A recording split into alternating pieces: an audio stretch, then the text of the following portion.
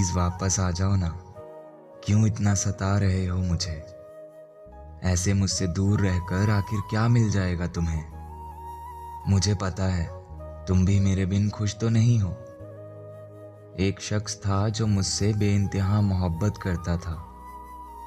मैं जानता हूं तुम आज भी वही हो। मैंने आज तक तुमसे सिर्फ वफा ही की है, फिर तुमने क्यों हमारे बीच ये दूरियों की दीवार बना दी है? कब तक रह पाएंगे हम ऐसे? तुम्हारा तो पता नहीं, पर मैं तो ऐसे बिल्कुल नहीं रह पाऊंगा। तुम ही तो हो मेरा सब कुछ। तुम्हारे बिना मैं कहाँ जाऊंगा? तेरे सिवा मेरा और है ही कौन? किससे जाकर मैं अपने दिल की बात करूं?